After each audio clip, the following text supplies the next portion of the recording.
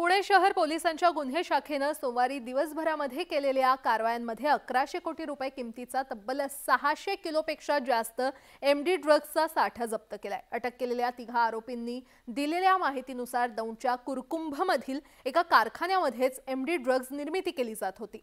त्यामुळे नाशिकनंतर आता Pune drugs capital बनल्याची चर्चा सुरू झाली आहे। पाहूया।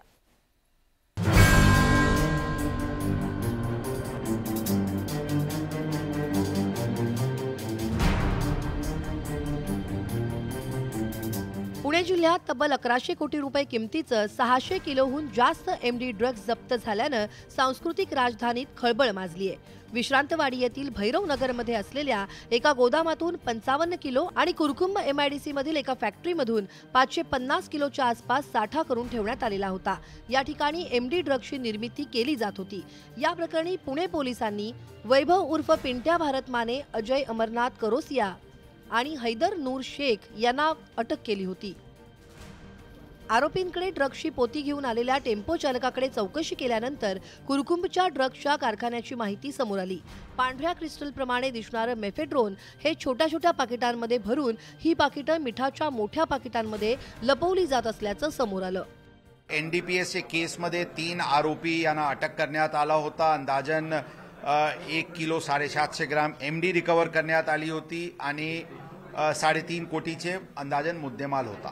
त्याचे पुढचे तपासमध्ये अंदाजन सगळे मिळून 600 किलोचे एमडी आतापर्यंत रिकवर करण्यात आलेली आहे, ज्याचे बाजार मूल्य 1100 कोटीचे सुमारास असतील।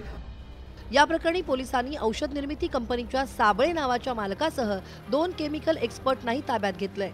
पुण्यातील या ड्रग्स प्रकरणात गुन्हे शाखा तसंच पुणे पोलिसांच्या विविध पथकांनी देशभरातील विविध शहरांमध्ये छापेमारी सुरू केली आहे। परराज्यातील छापेमारीसाठी केंद्रीय तपास यंत्रणांची मदत घेतली जाते।